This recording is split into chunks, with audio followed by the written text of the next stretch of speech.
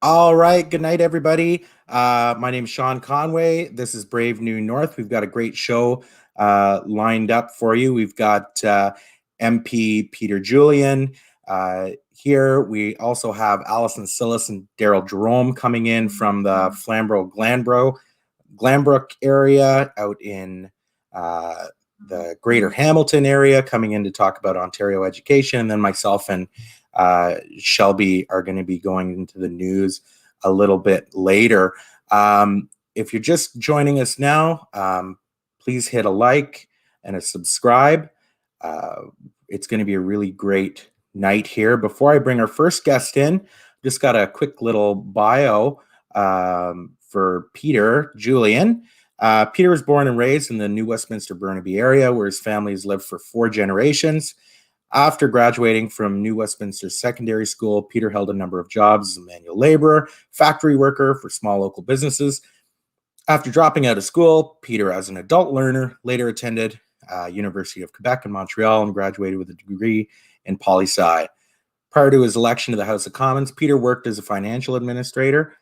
He is an executive director of the Western Institute of the Deaf and the Hard of Hearing, and under his leadership, WIDHH won consecutive Canadian Consumer Choice Awards for Excellence in Business, 2003-2004. He was instrumental in building the British Columbia Disability Employment Network, a consortium of community groups, organizations, and nonprofit societies dedicated to serving people with disabilities. A founding member of the Council of Canadians, Peter rose to become the National Executive Director of the Council, Canada's largest citizens organization. In the NDP, Peter is the House Leader and also the Finance Critic. And we're going to pull Peter into the show now. Hi, Sean. Great to be with you. Thanks for coming on. It's you're a regular now, which is great. I appreciate that, and thanks for all the good work you do getting these issues out in front of the public. I wish our national media did as good a job. Well, thanks so much for that. You know, I'm still starting out, and we're having a lot of fun doing this, and we're getting some great feedback. So that's just excellent. Now, last time you were on, we were talking Green New Deal and that process, but you also mentioned the Bill C-213, which is coming up for a vote in the House of Commons, which is an historic vote on the act to enact the Canada Pharmacare Act. So, Peter, why don't you give us a little bit of a background on the act itself? I will admit to have nerded out this week, and I read the whole policy, and it's a really good policy. Well, it's based on the Canada Health Act. What we established, and this was Tommy Douglas doing back in the 1960s with a minority government. Tommy Douglas, the NDP, forced the government at the time in a minority parliament to put in place universal health care. And it was based on principles, the principles being things like being publicly administered. It's not for a private or for profit, that it's universal, that it's accessible, that it's portable from one province to the other. And those are the principles under the Canada Health Act. Now, 70 years later, Tommy Douglas always foresaw that pharmacare would be the very next step. Every other country that has universal health care also has universal pharmacare.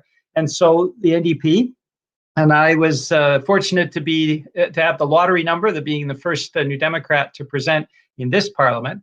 And so what Jagmeet Singh and the NDP caucus decided to do was put forward the Canada Pharmacare Act, which has the same principles as universal health care and would establish pharmacare as a publicly administered, universal, accessible, portable program for all Canadians. And we know, given COVID and given the impacts of the pandemic with people losing their jobs, they also lose access to their drug plans. So it means nearly 10 million Canadians now that don't have any support or assistance in paying for their medication. What that means, just a family just a few blocks from my home. I'm speaking to you from the traditional territory of the Kakite First Nation and the Coast Salish people in New Westminster, British Columbia. And just a few blocks from here, there's a family that's paying $1,000 a month for heart medication that keeps the father of the family alive, but that is a huge financial drain. And so it's time to make sure that we have in place a fully responsive healthcare system, and that includes universal publicly administered pharmacare. No, and I think it's so important and especially timely. It's not the first time pharmacare has been brought up in the House or from even liberal election campaigns over the years. So it's really nice to see some action in pushing this from the government.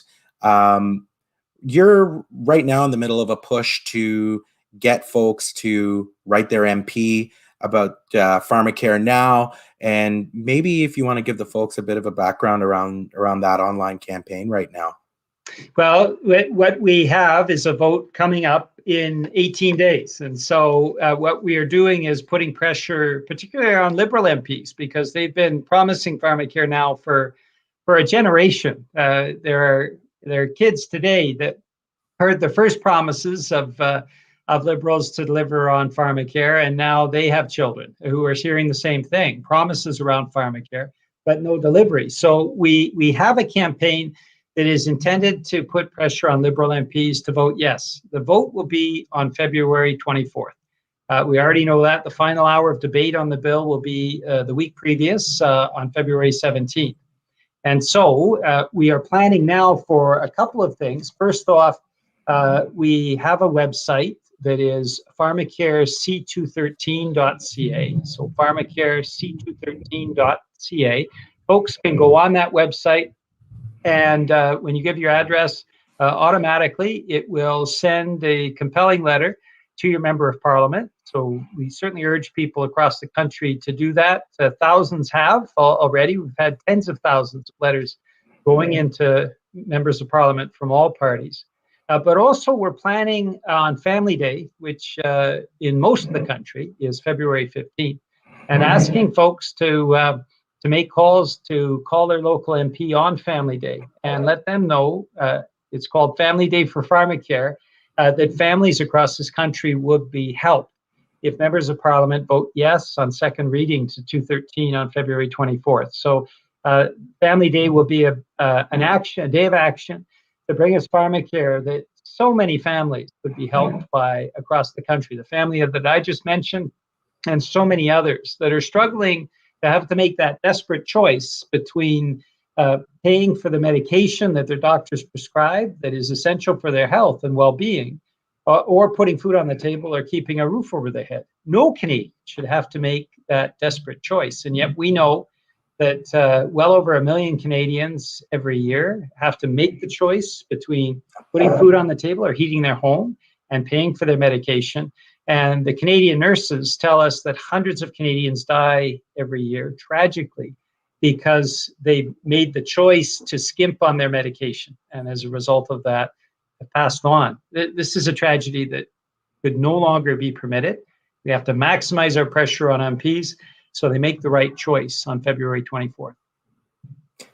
Yeah, I think that's absolutely crucial in expanding how we care for each other as a society, and the role of government in building that in. Alongside public dental care, I think it goes hand in hand. I ran for office back in 2018 in Peterborough Kawartha and had a great time doing that. But hearing the need for pharmacare from people on the doors or out and about, it really drives it home, because I think a lot of people who have that coverage through their employer or through any other avenue, you don't think about it in other people, and it's really important, I think, to bring pharmacare into conversation. Again, people don't talk about it on the news. It's not being talked about as often as it really should be, along with dental care and mental health care and all of the gaps within our so-called universal healthcare system. So it's a really great thing that you're doing. Some comments in here, people are saying it's a small price to pay to increase our life expectancy and quality of life as a nation. And that's exactly it.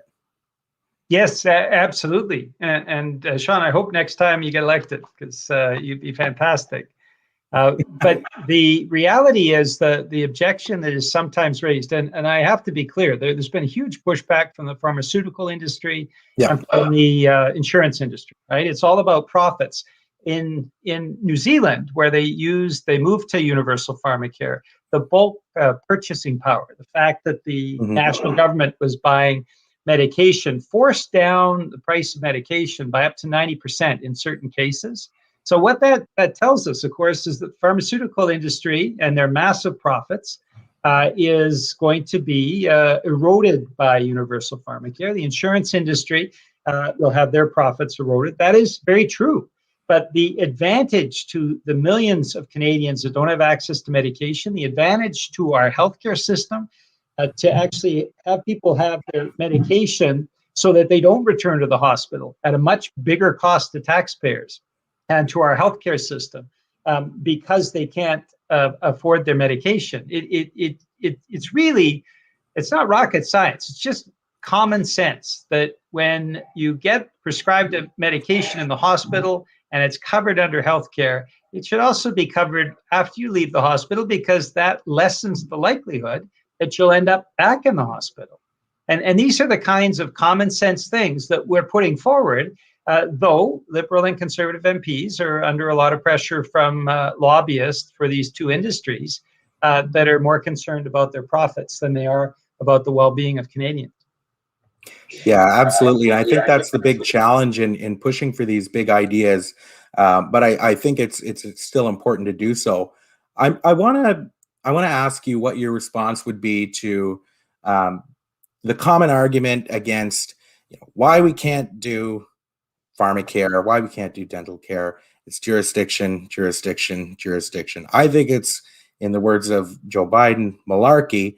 But what would you say to folks that think that that's not something the federal government can do, or that's not something the federal government should even pursue, which is what we see online from partisans? Well, that's malarkey, malarkey, malarkey. There's no doubt. We have universal health care. And how did we do it? Well, we put in place a framework that makes sure that it's universal, accessible, that there are conditions around how healthcare funds are dispersed. And then they had the federal government sit down with the provinces and negotiate agreements. And certainly with healthcare, if you look at the 1960s, there were some provinces that were reluctant initially. But when they saw how it worked and how Canadians support universal healthcare, I mean, there's no doubt that the support for our universal healthcare is massive, in 90% and more. And so even Conservatives don't try to question it. Liberals don't try to question it, because the popular support for universal healthcare is so solid. It would be the same evolution in pharmacare. We put in place the legal structure. That's the intent of C213. The second step is the negotiation of the formulary and the financial arrangements with the provinces. And it is possible that some provinces won't go in initially. But again, given the massive support, well over 80% by Canadians, there will be pressure on all provinces eventually to be part of that. It takes leadership from the federal government. And that's what we have failed to see for 30 years, while Liberals have been promising it at each election, saying, oh yeah, we're really interested in pharmacare. We're going to do pharmacare. And then nothing happens afterwards. And this is the first time.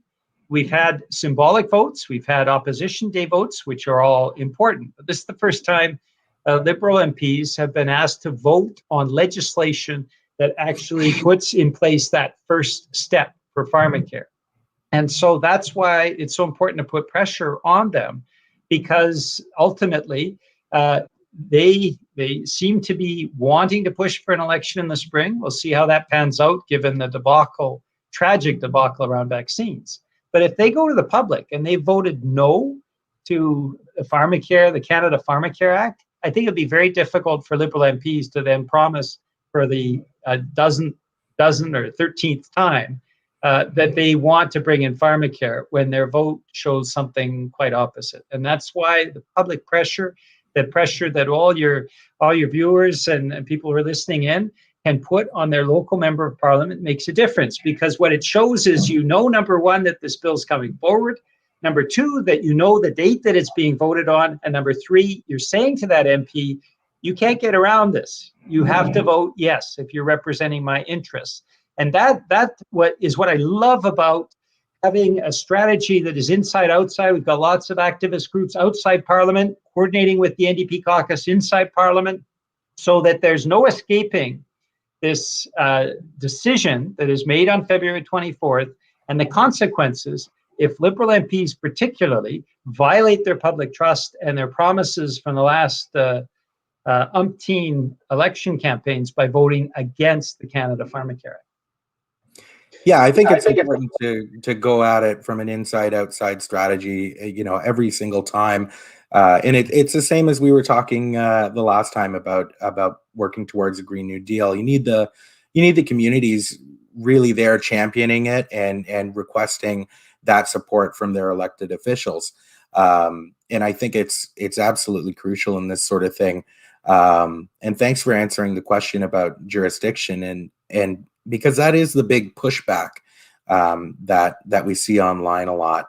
And it's I don't think it's a good argument.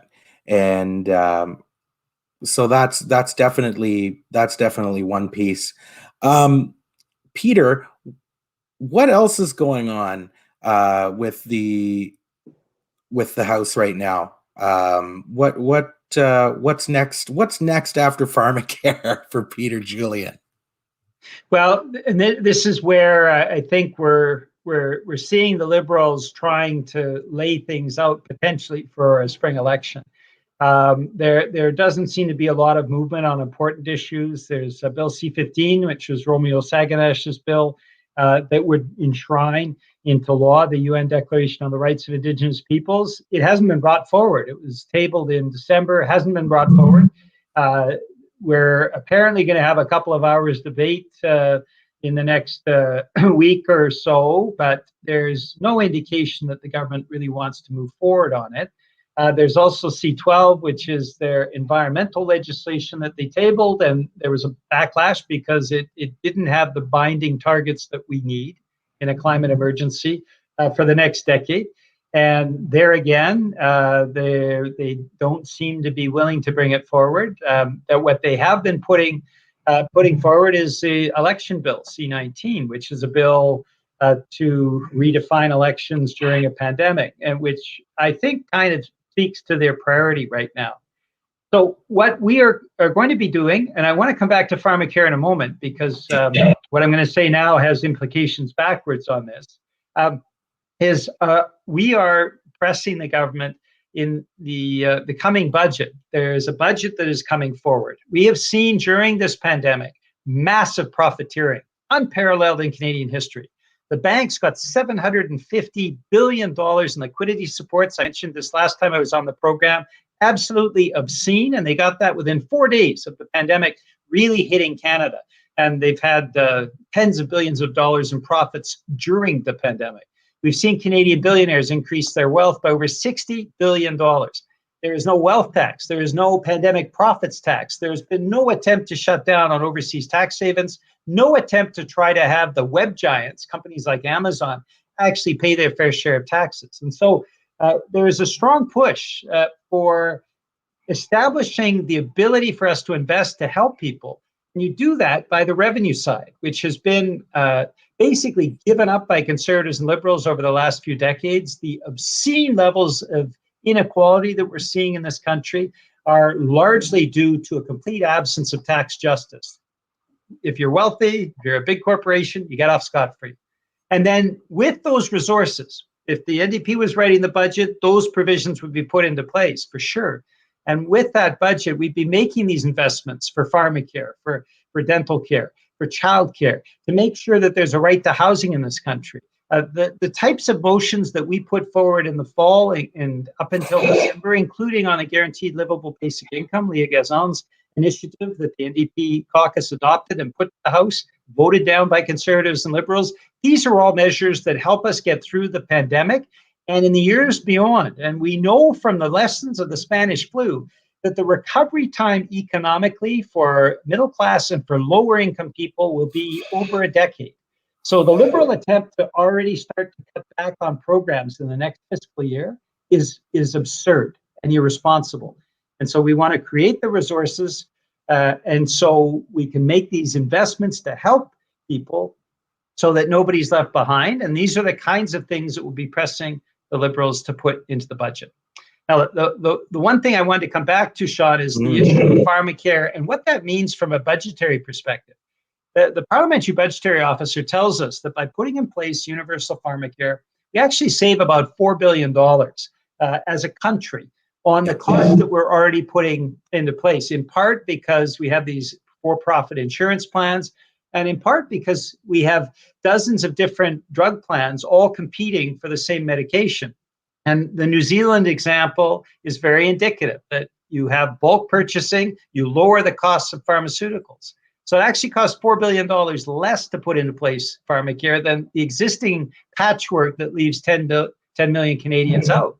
And so the cost of actually implementing Pharmacare and the competitive advantage it gives to small businesses that no longer have to pay for drug plans because Pharmacare exists, the increase in wealth for lower income families that no longer have to struggle to pay for their medication, all of those things are add to our quality of life and to our fiscal situation. So on things like Pharmacare, it's really a no-brainer. We are wasting more money outside of Pharmacare, universal Pharmacare, than we would be spending as a country inside universal Pharmacare. And that's why we want to create, with the wealth tax and the pandemic's profits tax and cracking down on overseas tax havens, the fiscal ability of the federal government to put in place universal Pharmacare.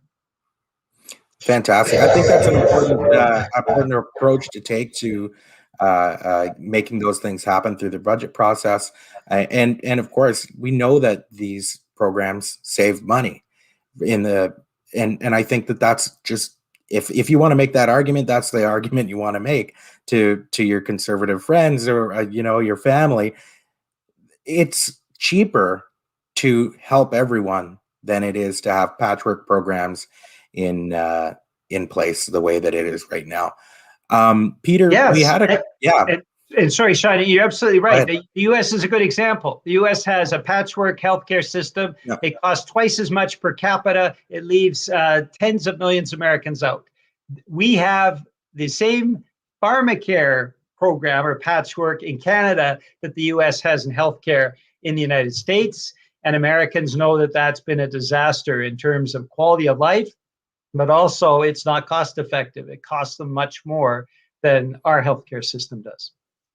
Yeah, we saw the same thing with the cost that it takes even for emergency care with dental, for emergency room visits for people that maybe can't take their medication or they're having their doses and things like that. It's really just good public policy to ensure that people have what they need. Peter, there was a question for you, I think, about activities that the NDP's up to.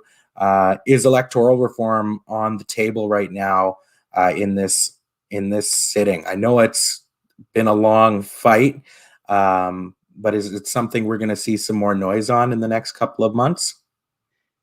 Well, Daniel Blakey's our Democratic reform critic. He makes noise, and the NDP caucus makes noise. But there's a difference between making noise that the national media in any way amplifies and noise that we try to get out through other means. It's something that will be front and center in the election, of course, because we need to have a more democratic system. But the Liberals and Conservatives don't want anything to do with it, despite Mr. Trudeau's promise, right? So I think what people who feel strongly about this need to do is work to elect new Democrats. The more MPs we have in the House of Commons, the closer we get to having in place electoral reform that actually means that the House of Commons is actually reflective of how we're voting across the country. Yeah, I think that's important to touch on. Let's circle back to Pharmacare because it is important and we're close to time here. do you want to, we've got some new viewers, so maybe if you want to give the pitch about checking out the website, contacting their MPs one more time for everybody. Well, I'd be very pleased. So the last hour of debate is February 17th.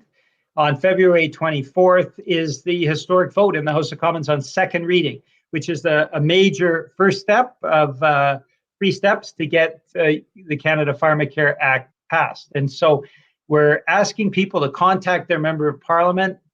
They can do it if they know how to contact them, go ahead. But if not, you can get on my website, Pharmacare C213.ca. So Pharmacare C213, which is the bill itself, the .ca. And you can write directly to your member of parliament. Tell your friends and family and neighbors. We really need to keep up the pressure on members of parliament and let them know we're watching, and we will be responding to how they vote on February 24th. And I sense that there are a lot of Liberal MPs that feel the pressure.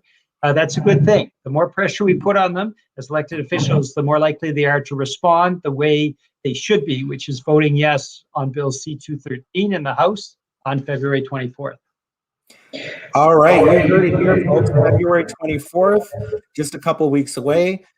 Contact your MP and tell them to vote yes on C-213. I'm going to pull the website up again for everyone. It's www.pharmacarec213.ca.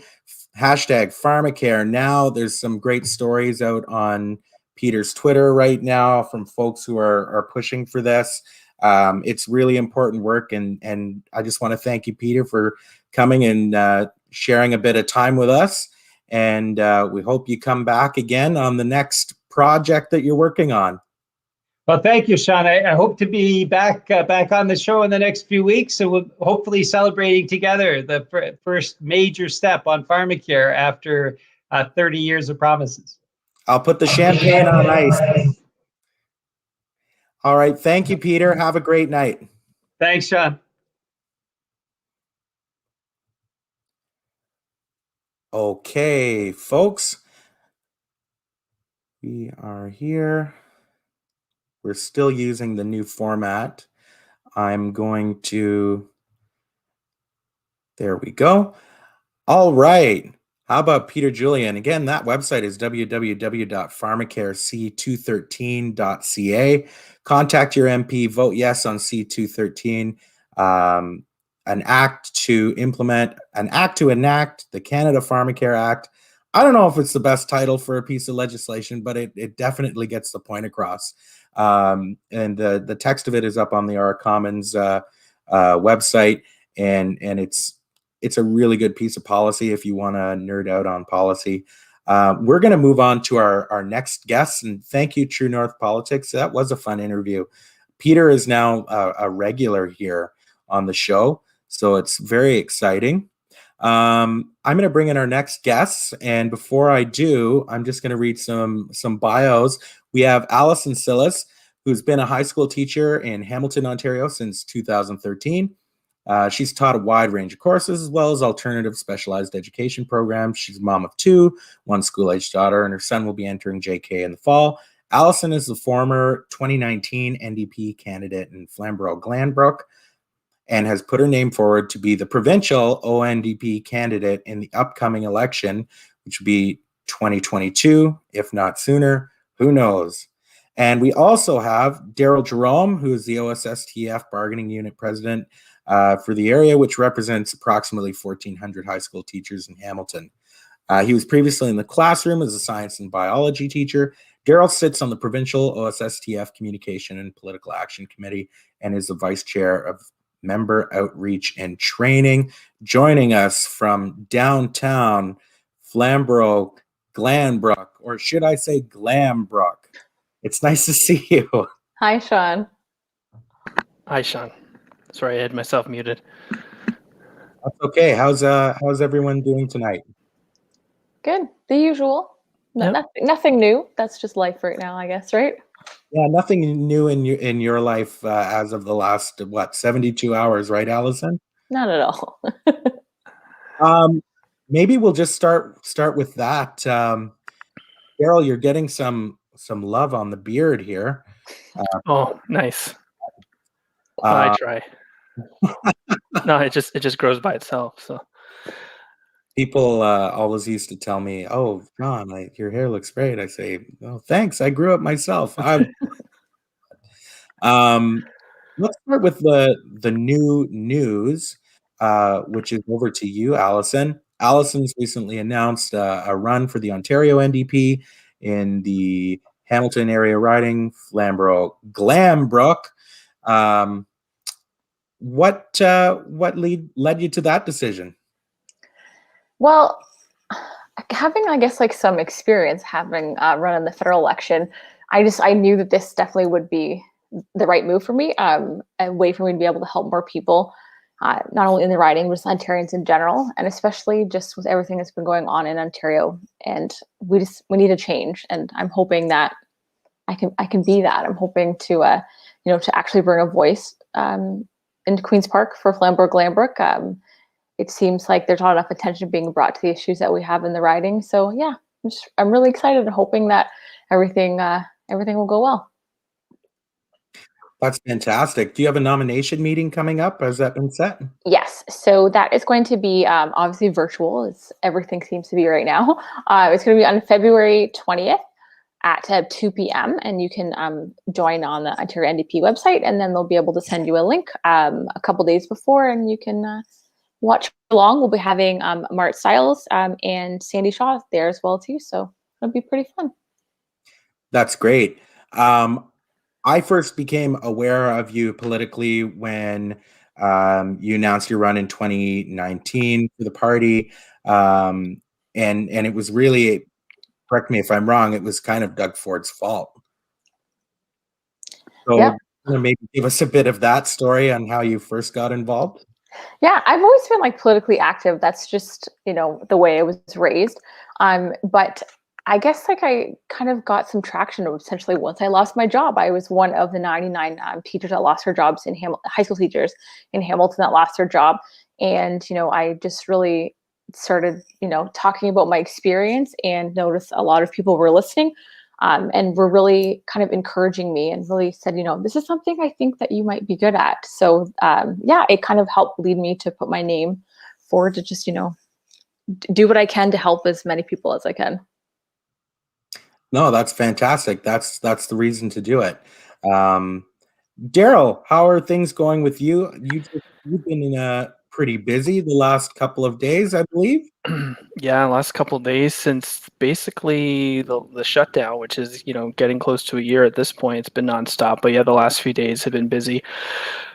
By and large, because the government decided to announce a return to class days earlier than anticipated, and late as per usual. It left our members scrambling. It left our board scrambling, quite frankly. They get the information the same time the public does. So the last few days have been incredibly busy for myself and my team, who are trying to support our members who are needing to arrange, figure out childcare to bridge the gap that was happened in beginning of January, but determining, where they were going to be in terms of their classrooms. So I'll just give you a quick example. We've got members who, between semester 1 and semester 2, actually physically changed schools, but have yet to be in the schools. So come Monday, they're in a brand new school, in a brand new classroom with nothing. Just all of their stuff, all of their material is at another school. That's how last minute this was. So luckily, I spoke with the board and we came to some very last minute transition half day on Friday. We made it work, and I applaud them for working with me on that. And it was only through that we were able to get a little bit of transition. Anyway, I mentioned that just to show just one small example of just how chaotic and how ill prepared this government is, and they make these decisions without care for really anyone, and they just let it all sort of everyone will just figure it out. Well, yeah, they figured it out. They figured out they're going to vote this government out next year. That's what I hope they figured out. But anyway, so it's been a busy few days.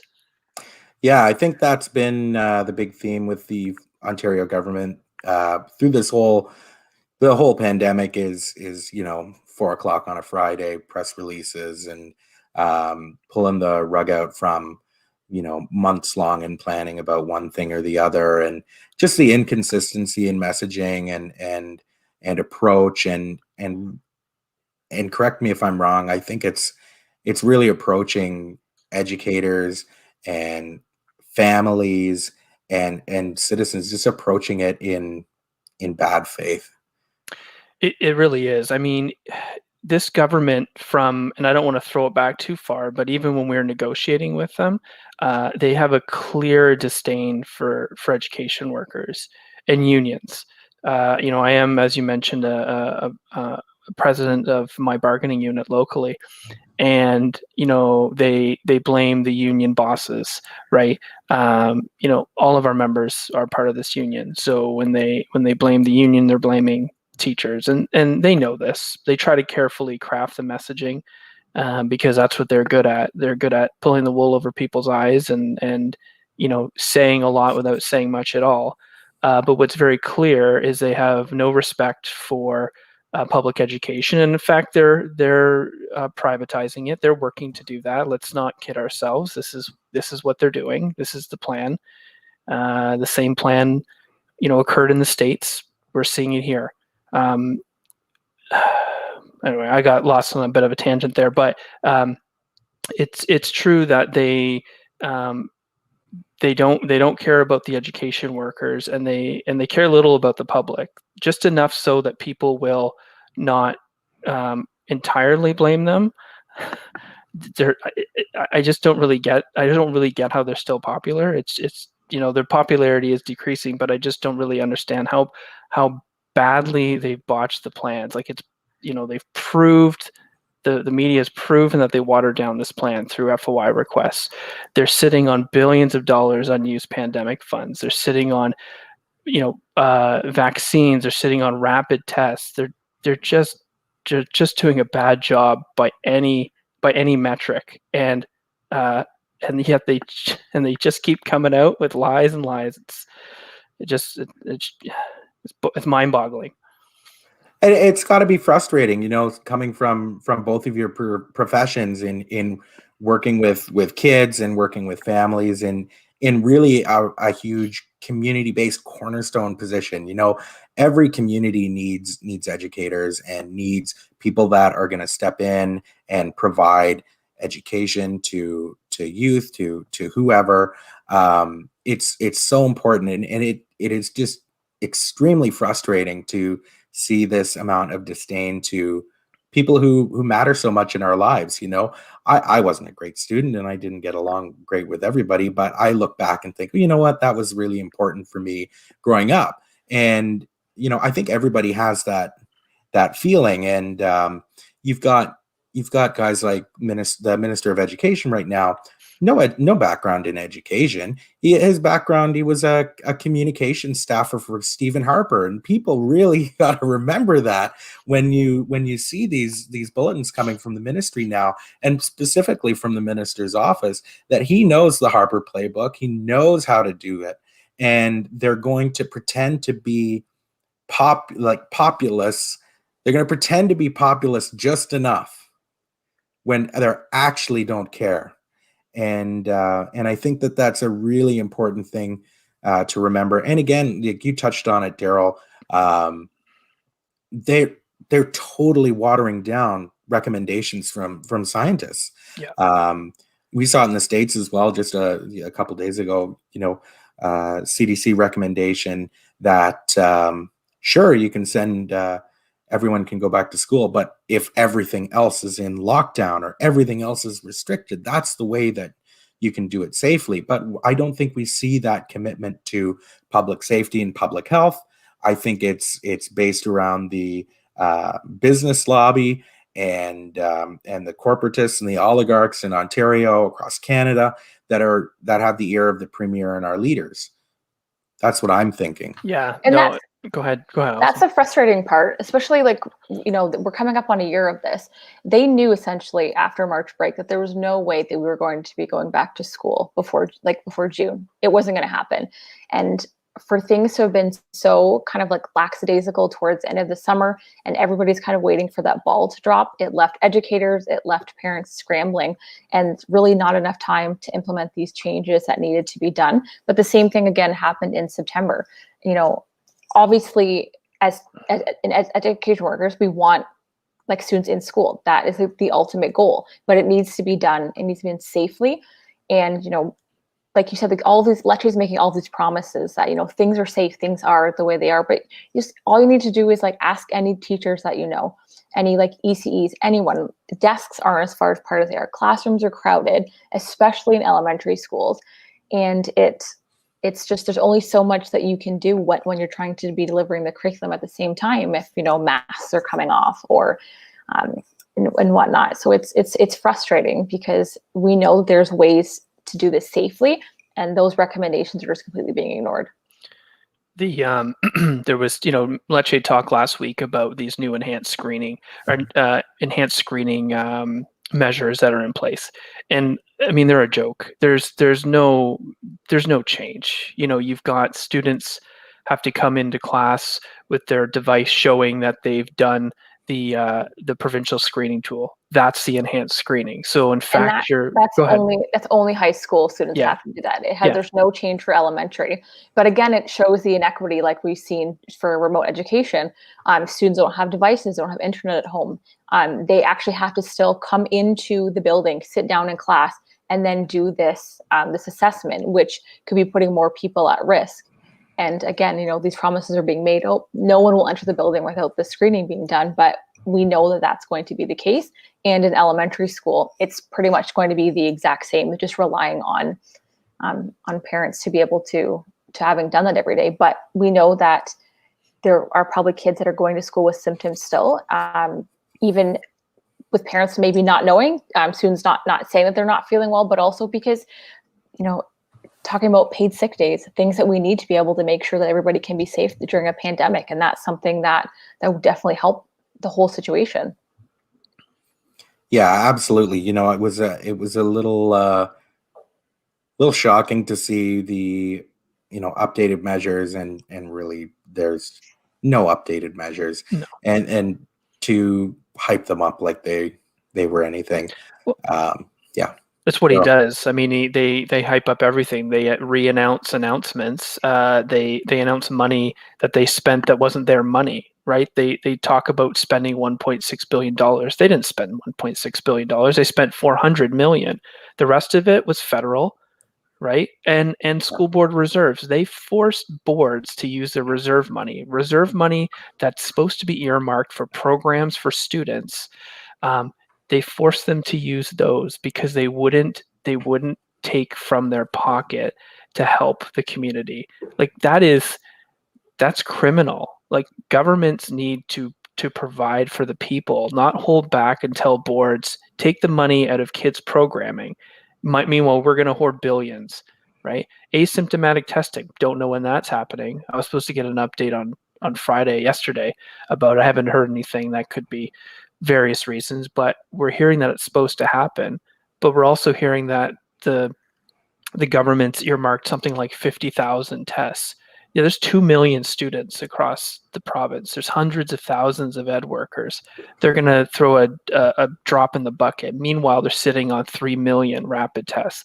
Like if these lies and this watered down plan, shifting blame on my members and other education workers by saying, oh, you're congregating in staff rooms and that's what's causing it.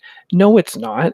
There's just, it's unbelievable what he's trying to sell the public, and he's trying to villainize teachers and EAs and, caretakers, everyone who works in public education. And you said it, we are here for the students. My members are like at their breaking point mentally. They're working.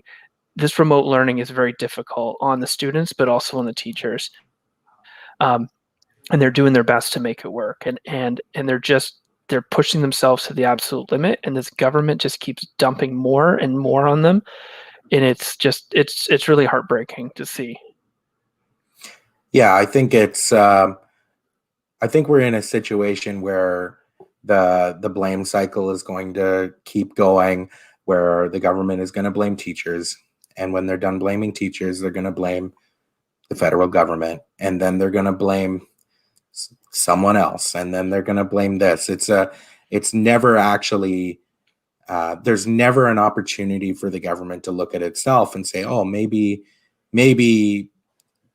listening to the business lobby, and maybe that was a bad idea, but it's never going to happen, right? Like those, it's the same with the sick kids report. You know, the sick kids report is okay, but it's got massive flaws in it, and look who funded it. It's not the document you want to be basing the entire province's recovery on, No. especially based on you know, maybe the number one priority should be getting kids into school, and that's it. But the measures that are happening aren't going to do that. And so we're just going to be, I think we're going to be back in lockdown in 2 months. And that's the scary thing. You know, we don't want to be, I guess, education workers. We don't want to be stopping students coming into the classroom, but we don't want it to end up being back where it is. You know, it's the worst case for educators, for students. We know that is not benefit them in any way. And we know at the same time too, it's really, really difficult on parents and guardians. Like it's just this back and forth and waiting for the last minute. It's so difficult. Even the fact that, you know, for Hamilton, for example, we're going back on Monday, but being told that the 10th would be the earliest. And, you know, that sounds like it's such a great thing, but it actually ends up causing like a lot of havoc for you know, the planning of classes. It's a big jump switching from online to in person, and the changes that go along with that. And so, you know, and finding out, you know, so last minute, like as per usual, it's just who knows. I think the other, just real quickly, Sean, if you don't mind, because it's worth mentioning, but yet at the same time, it's not worth dwelling on. This whole trial balloon of them canceling March break, you know, it's a distraction, right? It's a distraction from their awful plan. You know, people, there's, you know, you hear the voices of, obviously, you know, either the government themselves or puppets of the government say, oh, kids have had too much time off. Not sure if they've had no time off, because my members have been teaching them every single day. So there's been no time off. You know, that break is needed for the mental health of the students. Mental health is key. They need to have that break. They'll be back in class for a few weeks. They need to have a break. You know, if this government is trying to limit maybe travel, if they're concerned about that, they need to stop villainizing.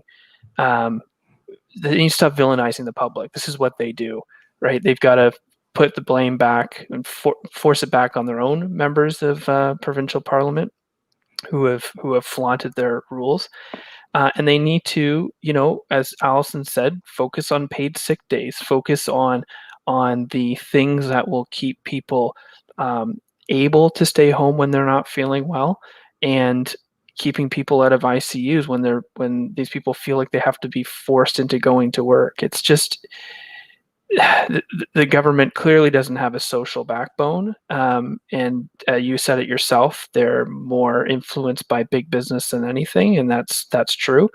And when you run a government like that, you just step all over the people, the workers of this province.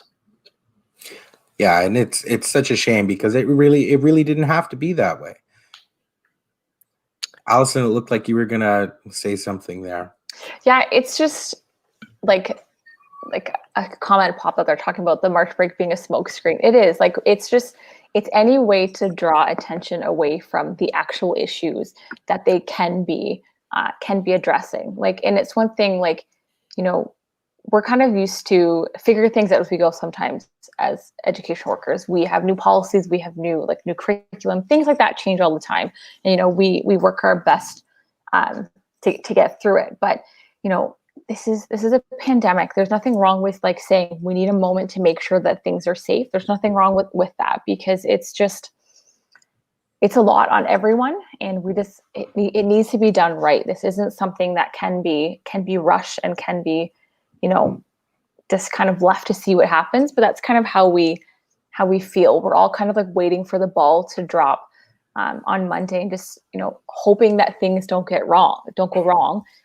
But it's difficult when you're living in one of like the hot zones essentially right now in Hamilton, that we just don't know what the numbers are going to be like then, and how things are going to change, especially looking at when they're talking about a big change in elementary age. The numbers rose substantially. Like I think it was 12 to 13-year-olds. Things like that. We don't know what impact that's going to have on the safety of students and those in school. So it's just really, we're just going to have to wait and see, I guess. Allison, you're teaching right now? Mm-hmm. Yep. And I guess you're online. Yes. I was going to ask if you were. Yeah. Actually, my program is one of the ones. So we keep talking about going back, but I'm with system alternative education programs. So about half of my fellow staff in my school, even though we're at a whole bunch of different sites, some of them are actually already back in the building. We are kind of aligned with, they put us in with like special education students. So we do have staff that have already been in the building with their full classes, but no changes of precautions happened then. Everything stayed the exact same. It's just now they're talking about how things are going to be different, which clearly we know aren't going to be that much. So my program is one of the ones that could have actually been back full time, but they decided to stay and do remote just for the safety and vulnerability of my students. Yeah, that's exactly it. I wanted to ask you both. What measures should be in place in the schools themselves, but also what pieces of provincial policy need to be in place to best suit workers and students in reopening schools. And maybe we'll start with you, Daryl. I can speak about in the schools. Many of our schools are older. I think we just had a couple new ones built, but before then it's been 90s are the newest and much older beyond that. Anyway, the reason I say this is because just province wide, there's a massive backlog of repairs needed to be made, billions of dollars in repairs, and fix our schools. Kind of highlights that. It's an organization that highlights that. Ventilation is a big deal in our schools. I know the school I taught at since the beginning of my career, and I can remember my classroom at the time. There was no airflow. It was wretchedly hot in the summer, and the windows were terrible, and you would always be sick, right? And you work in a bit of a petri dish in a school as it is, but when you don't have proper ventilation and airflow, that's a big deal. So it's a long way of me saying ventilation needs to be focused on. The government did earmark money, but it was something ridiculous, like $10,000 per school board. Like that is not going to do it. So masks, this is a contentious, right? So we have students in our schools who are mask exempt, and some for valid reasons. Others you're not sure, but I'm not going to go down that road. But I think what needs to happen is the government needs to provide masks for students as well, right? Because they're showing now that for best possible stoppage of the virus, you need a medical grade mask of a certain variety, and staff have medical grade masks, but students are left to their own devices for that. So coughing up money and providing that. And then of course the $1 million, well, not literally, but way to fix it is to keep those class sizes below 15 or below. Because of the way in secondary we're on this rotational model, that does happen, but in elementary, that's not the case. The desks are less than 2 meters apart. You've got 25, 26 more students in the class. They eat lunch in there where they have to take their masks off and eat. Like it's a joke. Like it's not being done properly. And the reason they don't want to do it is because it's money and they don't want to spend it. But more than that, they don't want to do it because they just had a round of bargaining with all the education affiliates where they were adamant about class sizes, and these class sizes are fine. They do not want to move to a system that goes lower than what they were trying to push, because it's going to make them look bad, and it's going to show the public, wait a minute, small class sizes are better. They don't want to draw light on that. They want to stay far away from that, so they're not going to touch it. Anyway, that's my long answer of sort of 3 big things that could be done to fix this. No, I think those are all great points. Maybe on the provincial policy side from you, Allison. Again, I already spoke about it a bit, but I think paid sick days is something that would help. We know that would extend beyond just the pandemic. We've seen so many people struggling, even for us, like I've had students lose jobs, their family members lose jobs, or having to take time off and not being able to get paid for it. It's been so difficult. I think paid sick days is something that would kind of ease that burden on families. It would essentially, not just in schools, just make society a safer place in general. As education workers, admittedly, like, we would tend to go to work sick. It is more work for us to call in sick than to take time off. So we would kind of like go in even though we weren't feeling the greatest. So, but it's not fun. And I get it. There are so many people that they don't even have the option of being able to take time off. So I think, having that push for paid sick days, just like it's been in the news so much lately, that is a way that would solve so many of the problems right now that we're having with the pandemic and the spread of this. So I think that's a huge, huge, huge way to help, not only education, but just the rest of Ontario. Thanks for that. Maybe we'll change gears a little bit over to you, Allison.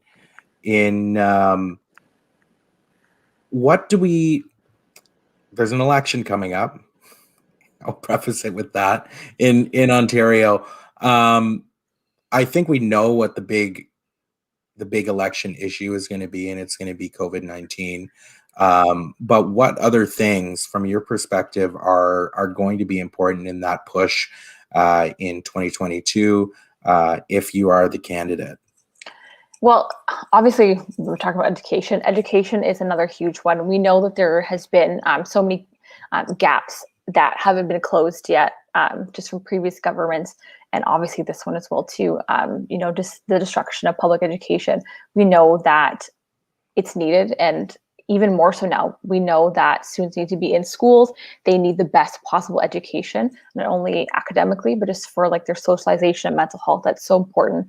Also, obviously, throughout COVID, seeing what's been happening in long-term care, and it needs a complete overhaul. It needs that government oversight. It's something that I personally had to look into for my grandmother throughout this, and it was really like awful. Like, the days that I spent crying, thinking about, we're going to have to be having her in a place like this that, is having outbreaks, is having all of these issues. And it's, we need to treat our seniors with respect and with dignity. And that definitely, I think, is going to be the forefront of the next election.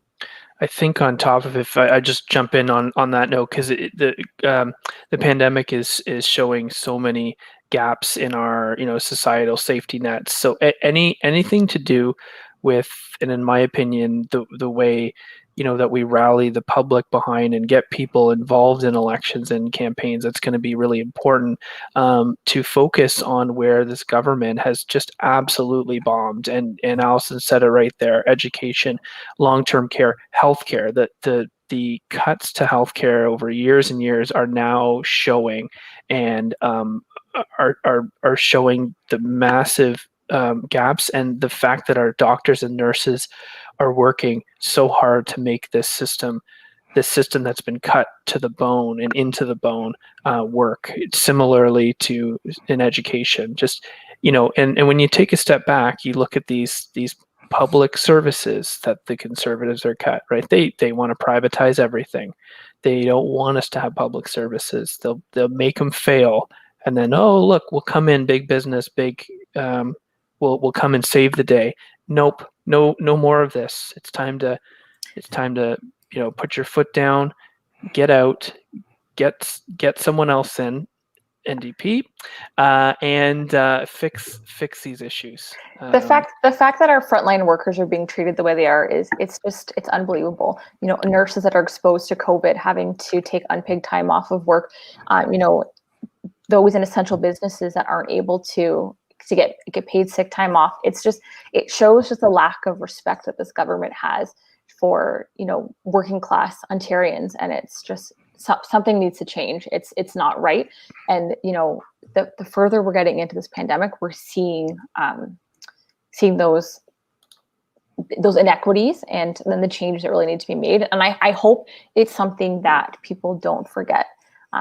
You know, this has felt like a very, very long year that we're coming up on throughout this, but I hope that, you know, when it's election time, that people do remember that, you know, there is a way to change this and to make things better for all of us. Oh, I think you've all made fantastic points on that piece. I wanted to think what, like, beyond the election, beyond COVID, what's the future of public education in Ontario? What does that look like from a worker's perspective and from a community activist perspective? How can we idealize a better and more inclusive and stronger public education system?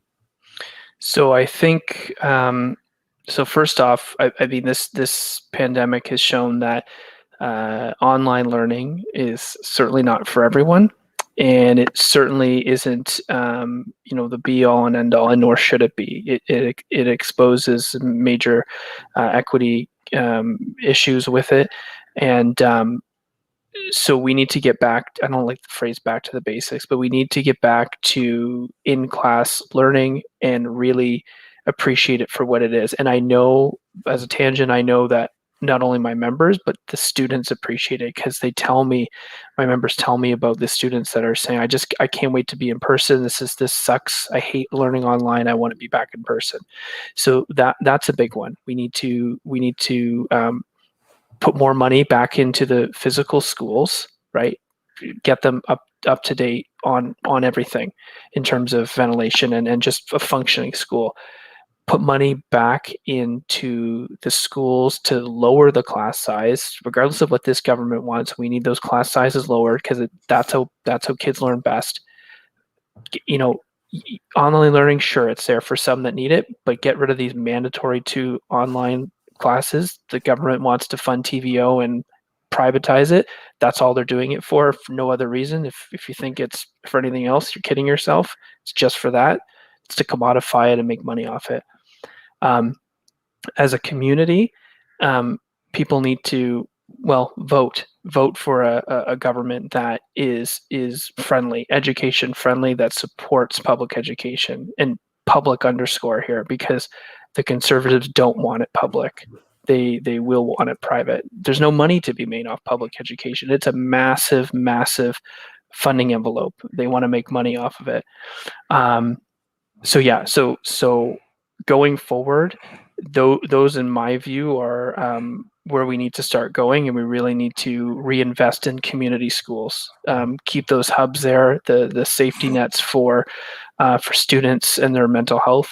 Schools are there for a reason, not just for academics, but also for their mental development. And there's no substitute. That's great. I completely agree with all of that. Obviously, I think that's so important.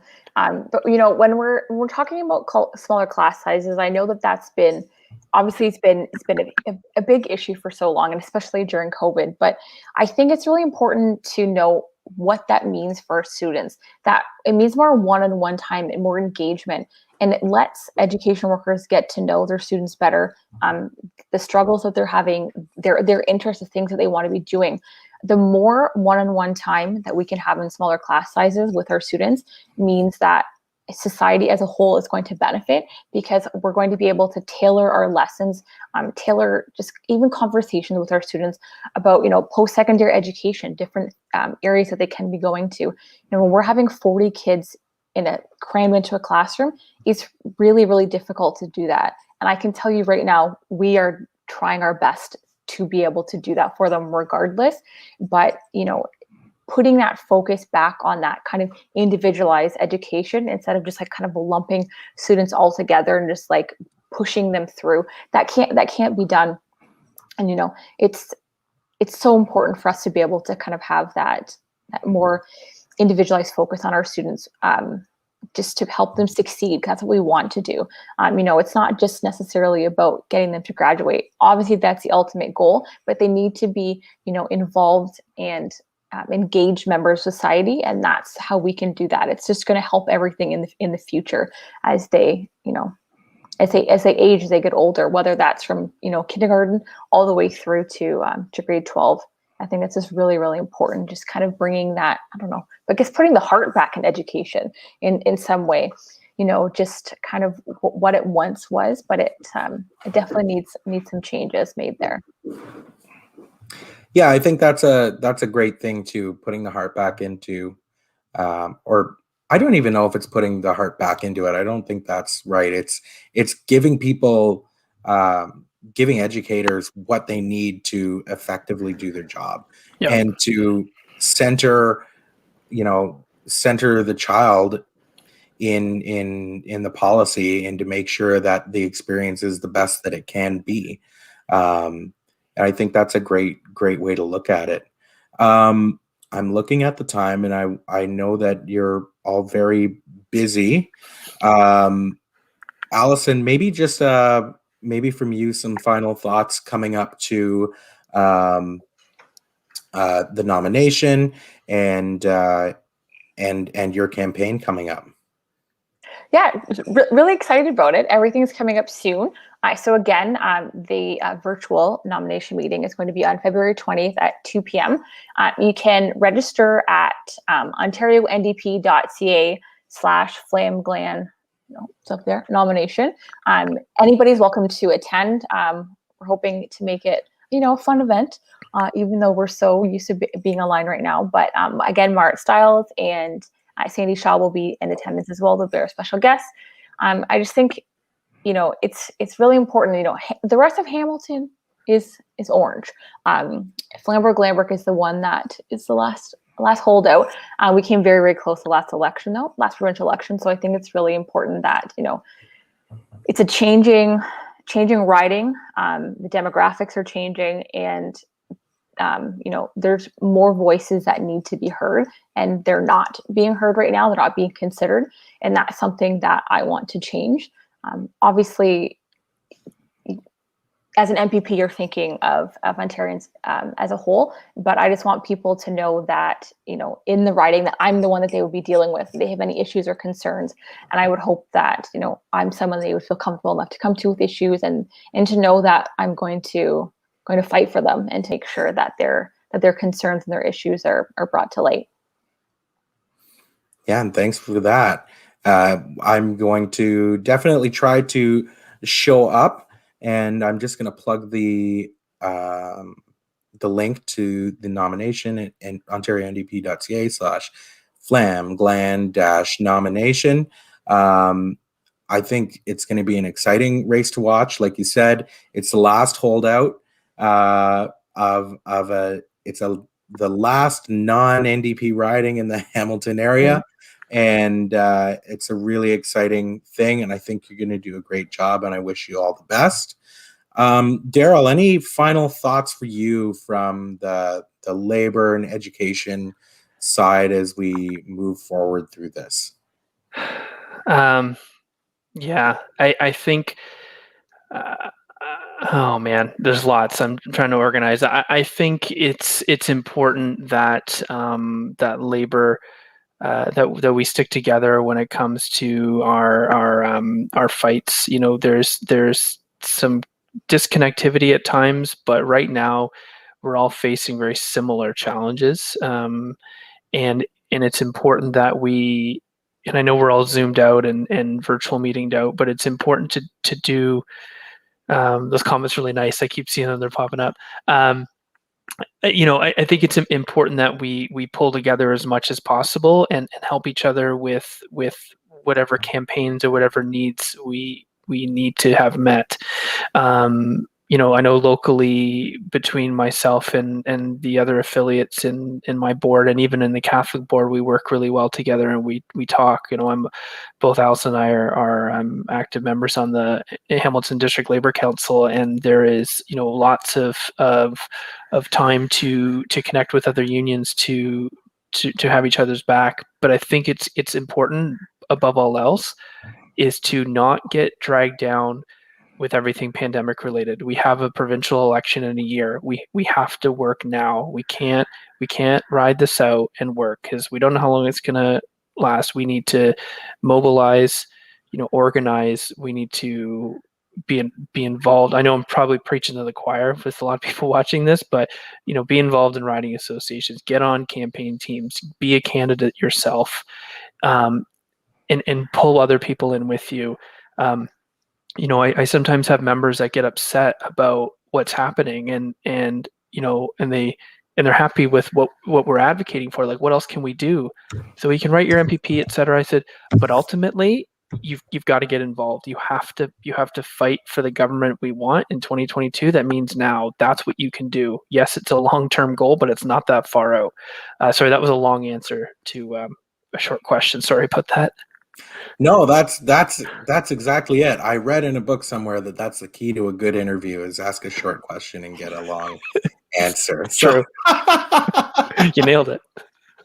Okay, I know you're both really busy, so thanks, Daryl Jerome, Allison Cillis, for coming on. That was a great conversation. I'm gonna let you go, and we're gonna bring our next guest in. Make sure you're liking the video and subscribing, and I hope you two come back another time. Have a great night. Thanks, Sean. Thanks so much. Take care. Okay, bye. Bye. Okay.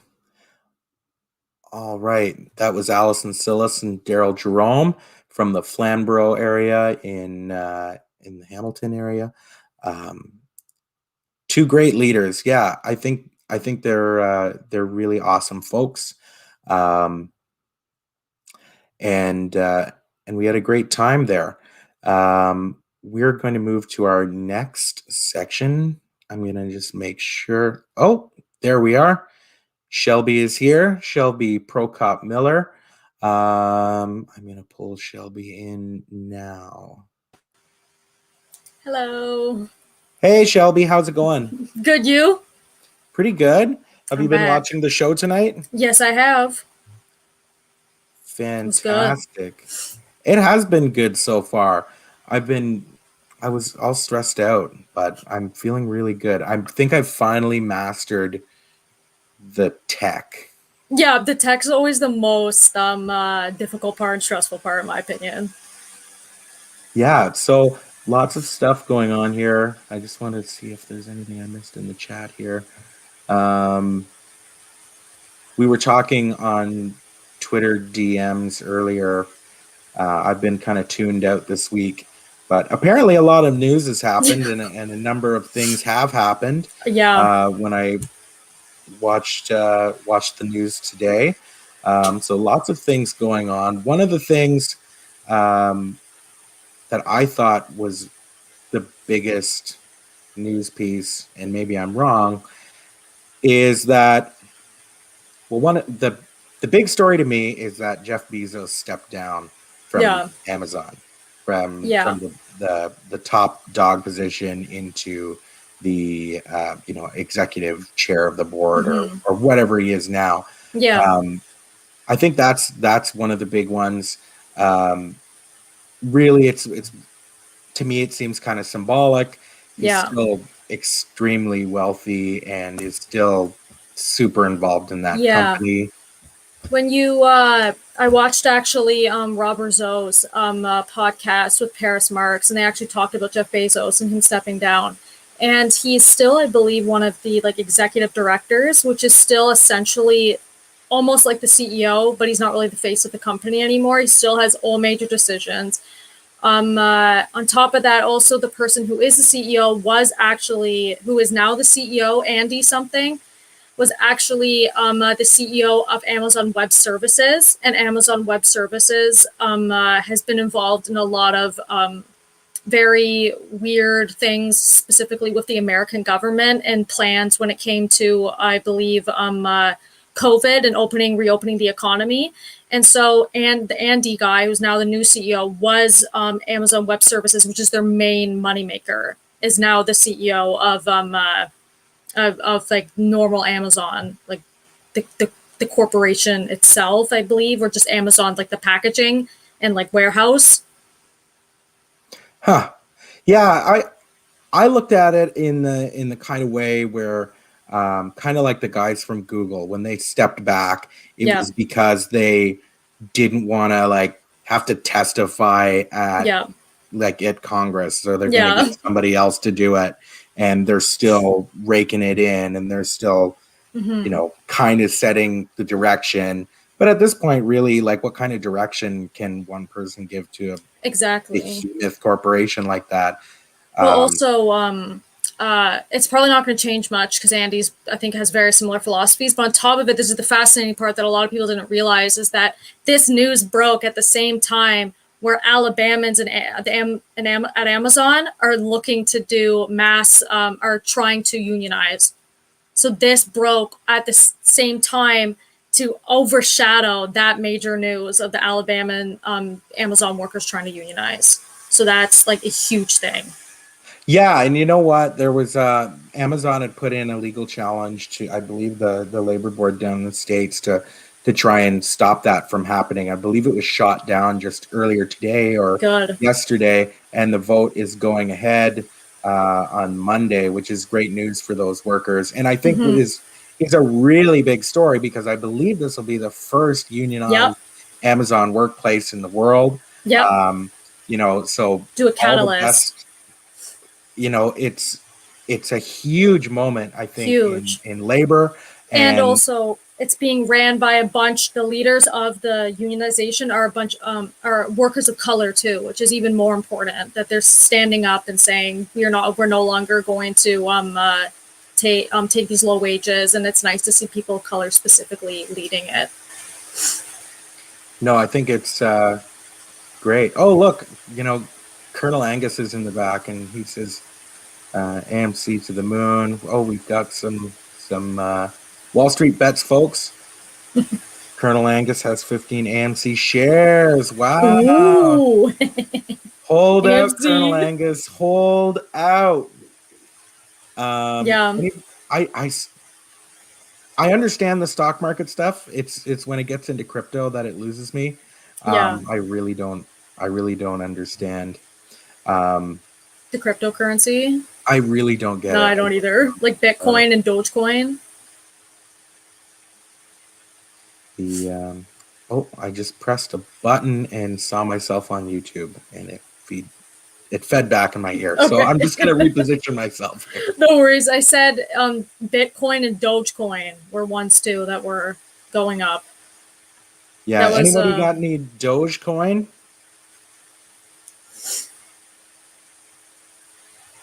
Jesse B 100% understands. He understands me not understanding, or he 100% understands crypto. The crypto coin. I don't understand it either. I always thought Bitcoin was a scam. So. Yeah, I some guy years ago said to me, like, "Hey, do you want some Bitcoin for XYZ?" I probably should have said yes, but is what it is. Let's see here. The other thing I'm really excited about is I'm really excited that the Lieutenant Governor of Pennsylvania, John Fetterman, is going to run for the Senate as a Democrat. He's a fantastic organizer, personality, left populist, great. No BS. He's awesome. Have you been following that campaign at all? No, I haven't. Was he endorsed by Democratic Socialists of America and Justice Dems? He hasn't officially announced. But he worked closely with Bernie Sanders in 2016, and I believe They endorsed each other through his races. I think it's definitely awesome. I want to pull up a video. It's the first one. So he filed some paperwork just yesterday to meet some reporting guidelines down in the States. So he did the paperwork, but he's not yet announced. Okay. So he was on the news today talking about that he filed the paperwork, but he hasn't announced. So it's kind of funny in the States. It's kind of like how they get ready for a primary, or how we get ready for a nomination meeting in Canada, or how that works. But here we go. Let me pull this up. And I have to warn the viewers, this is an MSNBC clip. I promise only once a week. And maybe only when John Fetterman's on. Only when progressives are on. Yeah, and so I apologize that it's MSNBC. However, John Fetterman, if you're not following John Fetterman on Twitter, he's hilarious. He's smart. Legalized weed. He's talking all kinds of cool stuff. So let's just pull up here. Here is John Fetterman talking on some MSNBC show.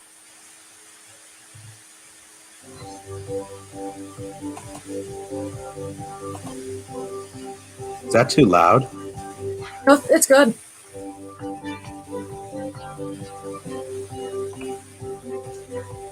Look, an ad. We don't get paid for this. Talk to me about the evolution of this decision. Oh, okay. I like this reporter. Or do you believe that you are going to run as the Democratic candidate for the Senate in Pennsylvania in 2022?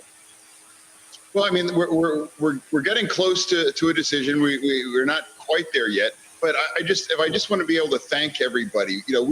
We've raised over $1.4 million, and it's with over 36,000 grassroots donors. Our average donor amount is around $30 to $31. So the support has been overwhelming. I just can't express my gratitude. So it's fantastic. The decision is going to be coming really soon. Oh, that is great. Some necessary paperwork over the last couple of days to take it that much closer, but we're getting close for sure. Let's talk about the political landscape in Pennsylvania. It's not dissimilar to the situation in Ohio or North Carolina, where you've got Republican senators who are not going to run again. Richard Burr in North Carolina, Rob Portman in Ohio, and Toomey in Pennsylvania. None of whom are really the kind of people who are showing their colors as Trumpians these days. So the absence of those people causes a problem for Republicans in these states. He's like, okay. Because regular whatever, Republicans have to figure out whether they want to go with the Looney Tunes group or they want to do something else. Yeah, well, I mean, I don't know the other senators, but Pat has been absent of backbone for the last, forever years. He's been in the Senate. It's been nice to see he's been liberated by the simple fact that he doesn't have to run again, and he can tell the truth. I mean, what a concept, telling the truth. I mean, this idea that saying there was actually no election fraud and that the president's lies incited the riot in Capitol Hill in January 6th. I mean, that's not a profile in courage. That's just, that's the truth. And, we're going to miss Pat one way or the other.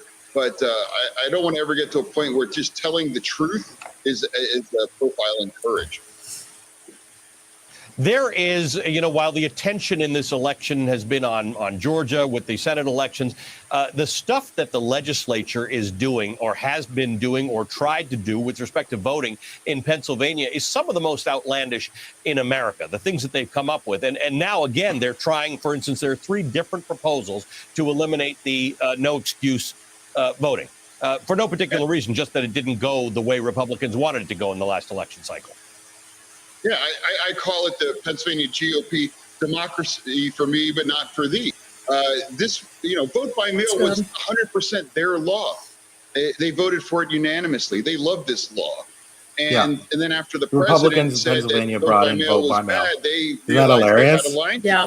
and now they're trying to repeal it. They couldn't pile on fast enough, even though it was their law. They are operating in an utterly fact-free environment, and they relish that. They don't see a problem with it. And they're also going to attempt to gerrymander our state Supreme Court effectively out of existence, too. So this idea that, hey, the voters put me, there wasn't any fraud in my election, but that Joe Biden guy, we rigged Pennsylvania for him. It's baseless, it's vile, it's un-American, and it was incitement. And we saw that play out in the Capitol on January 6th. Yeah, he seems pretty good. Yeah, I'm a big fan. F's in the chat for John Fetterman. He's great. I think that he's exactly the kind of person that, the broad left needs to be running to win elections. And particularly John started off as the mayor of a small town outside of Pittsburgh, Braddock, post-industrial, like totally ravaged by neoliberalism. He came in as mayor, was able to really help develop that small city back up again. It's amazing. And really as like a everyday person going in, fixing it up and making it happen. It's exactly the kind of person that New Democrats in Canada need to be running, that can connect not only with an urban audience, but also with rural people. Yeah. And that's the focus. We saw that on Twitter today with folks getting, how are we going to break out into rural areas with the left movement, whether it be the NDP or whoever. But you need people that are like that. People that that as much as you need a left wing Doug Ford, but somebody with a follow through, and an actual general commitment to the well being of other people. I think that's my thing. And this, this is now a stan. We stand John Fetterman, Brave New North. That's it. I follow them. It's on Twitter now. So I'll be keeping up with his campaign. What? I thought you said that was trending on Twitter, that Brave New North is just a John Fetterman stan show. No. I followed him on Twitter. No. I'll be definitely keeping up with his campaign. It's super, super exciting. It's definitely great. Is They there need anything more senators that are progressive? Yeah, and he'd be great. I couldn't Can you see imagine why. Doug Ford being left wing. Amazing. Jeez. Well, let's imagine a left wing Doug Ford. Do you want to try, Shelby? Oh, jeez. I don't even It's know. okay if we can. Like a populist, almost like a populist left winger. I can't think of one at the moment, but I know but I know what you mean, like that type of person. Well, that's one thing, like Bernie's definitely not like a rural person, but like Bernie was so different from everyone else, and he was a fighter. I know another person that a lot of people like. Gosh, I can't think of his name at the moment, but he was a wrestler, and he's a progressive. Jesse Ventura. He is the perfect, like another perfect examples of that, where he's like, you wouldn't even think that Jesse Ventura would be like, he's like a socialist, I'm pretty sure, or something like that. And he's getting there. He's getting there. Left libertarian now. Yeah. He's a little like classical libertarian for a while. Okay. I believe he was the governor of Minnesota for a number of years. Yeah, he was a governor. I'm pretty sure he was the governor of Minnesota. Yeah. But yeah, he's gone like full on lefty. Yeah. I saw a rant with him, and he's like, "No, I used to be about this, and now, I don't think they know what." It's pretty great. It is pretty great to see. But yeah, like a Bernie, like a Jesse Ventura, sure. I think that's how you do it, and Yeah. but also He- appeasing to the rural vote. Like jobs are being lost, and also on top of it, there's in a lot of rural communities they don't have dentists, they don't have doctors. That's a huge thing that we also need to put into like perspective. People are losing their jobs. People aren't able to seek a doctor. So what can we do with that? On top of that, the whole thing that was covered on Alberta Advantage, that a lot of them don't have dentists. And well, what can we do that? Well, a universal dental program that uses those specific types of they're like not dental hygienists, they're dental, in between a dentist and a dental dental clinician or something. Technicians. And like something like that, and like putting those in rural areas, and maybe taking on Cuba's doctor thing, where every doctor as soon as they graduate has to work in a rural community for 2 years. And so those are things that we can adopt and we can try and accommodate. Maybe the Green New Deal even, for example, or doing a medical New Deal where we try and put clinics and smaller scale hospitals within rural areas. There used to be some programs here in Ontario where you could go to, dental students at the colleges and get some, simple work done. I don't know that that's happening anymore. I don't think so. But yeah, from the chat, mobile dentist office. Another thing to remember too with rural communities is in Ontario, at least 15 years, Liberal Party in government, rural schools closed left, right, and center, all through. Even in my riding here in Peterborough-Kawartha, we lost a number of schools. We lost one of the oldest arts vocational schools in the country to the Liberals. And just, you going back to public education with what our guests were talking about earlier, it's super important to have these services available to families, regardless of if you live in a big city or a town or not, but having access to healthcare, to education, to services that you need, and ensuring that you could have the most robust social welfare and universal programs available. But if they're not where people can get them, it's bad policy. It's bad plan. You need to have things where people can get them, and that's part of meeting people where they are. Exactly. And I know that specifically in France, the rural communities were one of them that kind of helped spark the Yellow Jacket movement that happened there, that had to do with the neoliberal government of Macron, who instituted the carbon tax that specifically targeted more lower income French people. And the rural communities, which is understandable, came out in arms saying, how are we supposed to afford these like raises in price when we are constantly having to drive back and forth between the city and our home, and that whole movement, and that we can do other things, like maybe to phase out gas and oil, that we nationalize the oil industry in Canada, and that we then make it that all gas is paid through via tax while we slowly phase it out. So and you don't have to pay for tax by pumping your gas. You just pay for it through tax. You just go, pump your gas, and then you leave. And that we use it like that when phasing it out into a Green New Deal.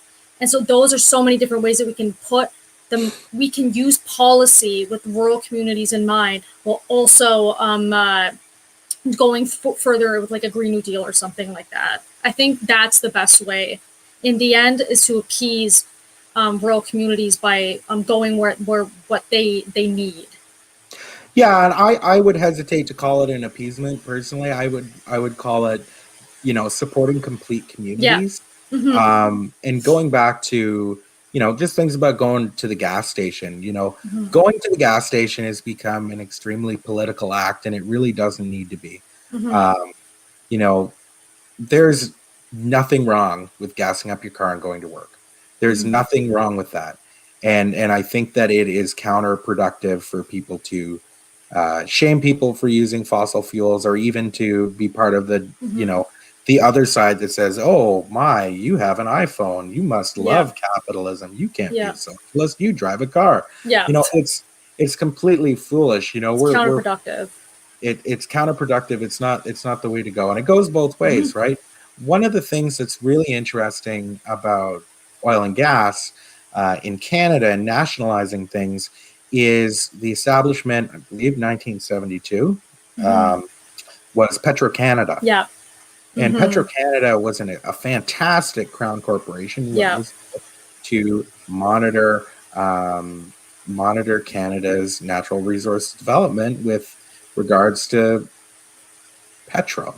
And I believe it was the result of a minority government, Liberals NDP.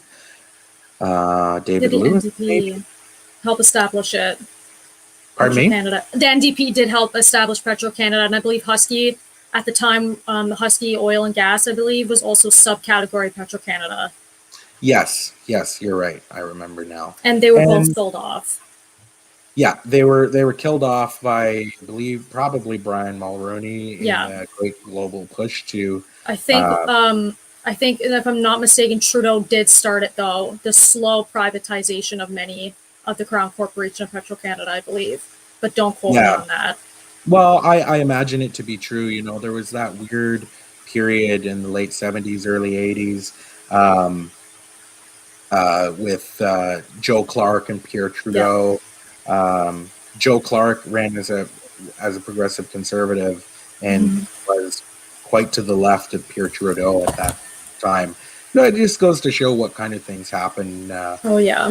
With the realignment, which is such a great word, but it really is what it was, and where things kind of switched around, where you ended up with Brian Mulroney, NAFTA, free trade, the decimation of Ontario's manufacturing capability, the complete wipeout on the East Coast of their capacity, and really, I think it comes down to a couple of things. So, bad trade deals. Two, they're not strong enough monopoly and antitrust laws in Canada. And also, there's not enough appetite from political leaders to establish crown corporations to fill the essential services and programs that people need. Those are three huge things that are results of Pierre Trudeau and Brian Mulroney and Jean Chrétien and Kim Campbell and all of them. Oh my God. And like, what a list of ghouls, like basically 35 years of ghouls. Basically, they privatized everything. I think arguably the worst was the Chrétien government, specifically as Paul Martin as the finance minister.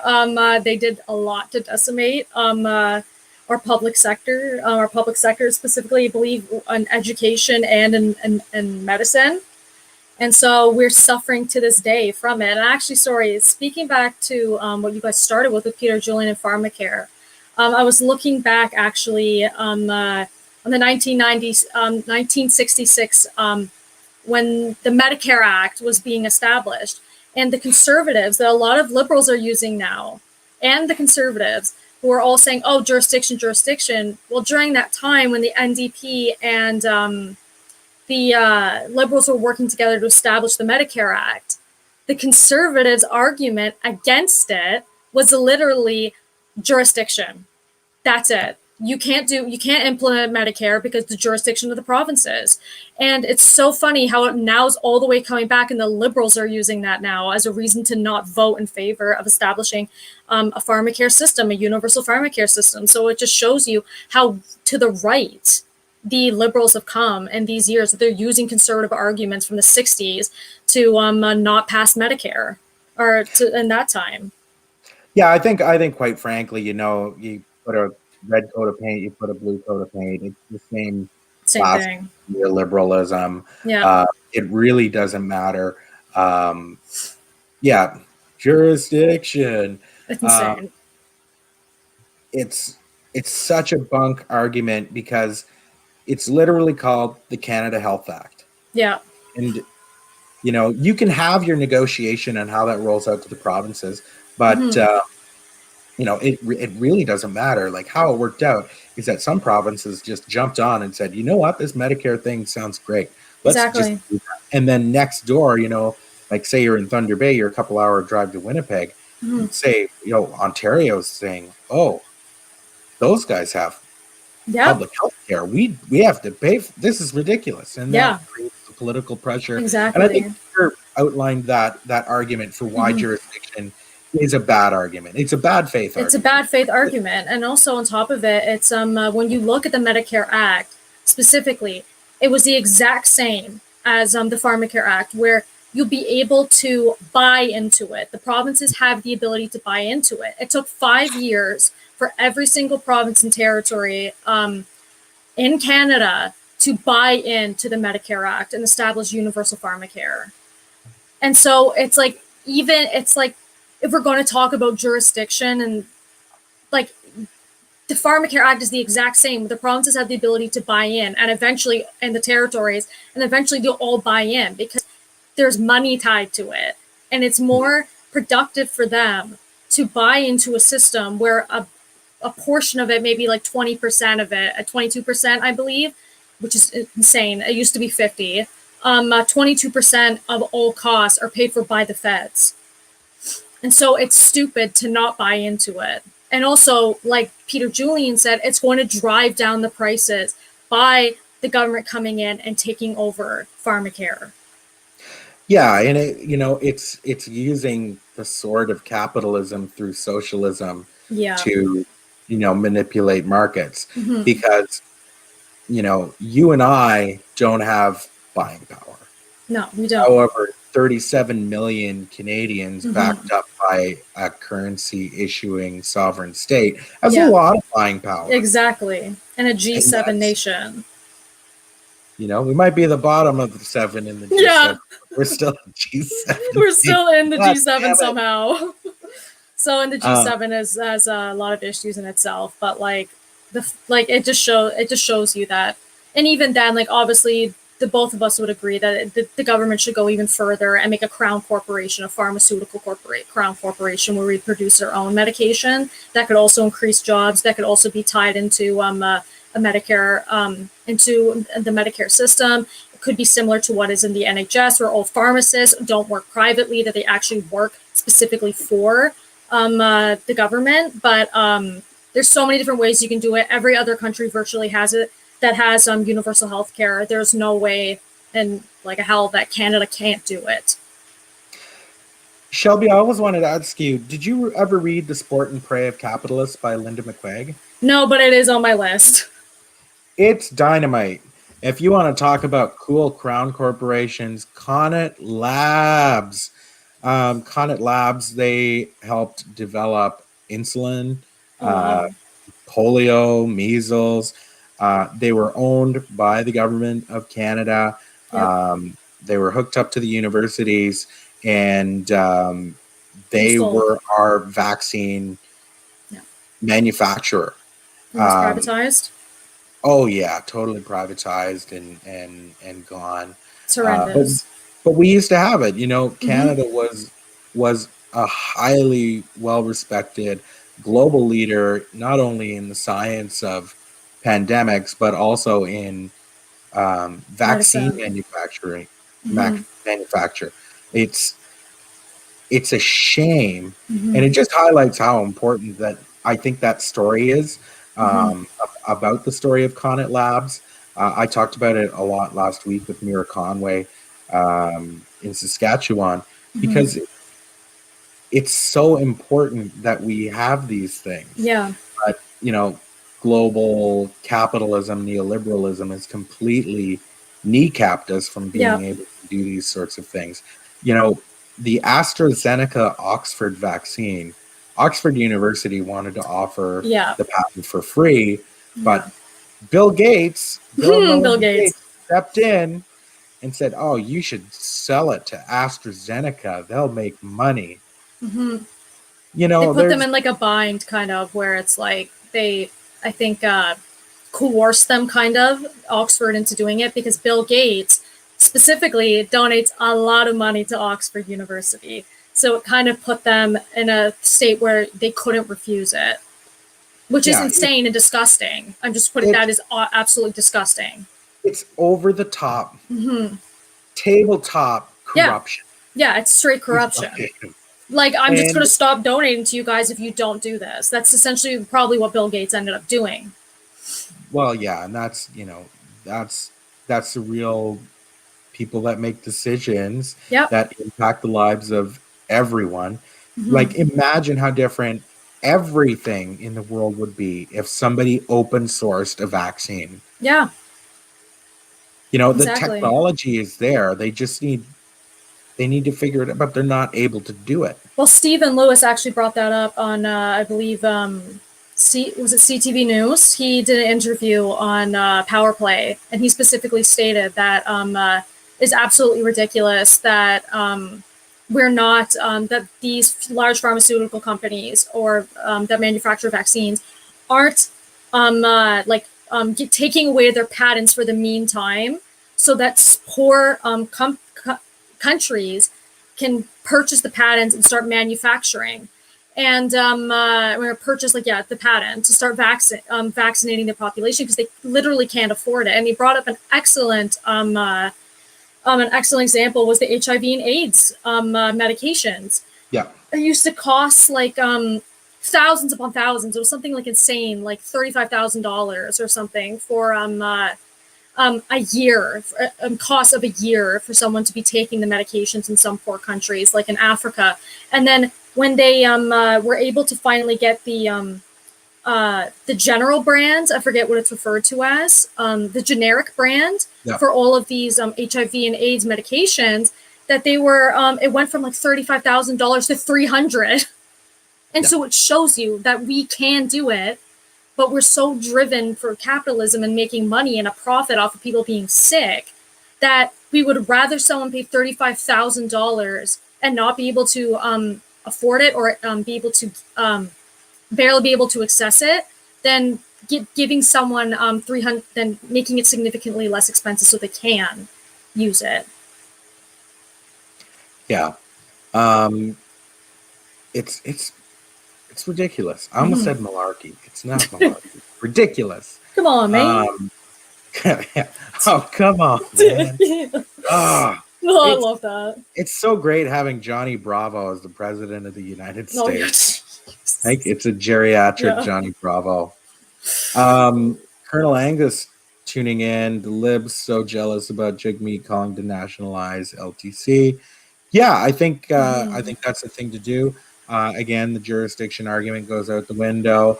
I think one of the first things they need to do is set national standards for long-term care, and then just slowly phase it out, and make sure that it's not. Here's where I might get it, in trouble with the socialists. Is I'm not talking of maybe not all national, but run by the municipalities, and the I know that I think is important as well. Mm-hmm. Like, I know that I read through the legislation, like if they were to become a government or if they're just going to like implement a motion in general. I remember it specifically stated that it would be covered under the Canada Health Act, and obviously I would personally like all of them to be nationalized, but under the NDP proposal, Rivera is the only one that would be nationalized and would become a crown corporation, I believe. And because it's been so horrendous. And so Rivera is the only one under this current proposal that would immediately become nationalized under the legislation. And the rest of them would be within 10 years or something, with a board of experts, would be put under the Canada Health Act and would be then would be obliged to follow rigorous standards given to by the 1984 Canada Health Act. But right now, I believe it's only Rivera that is going to be the one that's going to be a crown corporation immediately, if it were to pass and become. It's not bad. That's not bad. That's okay.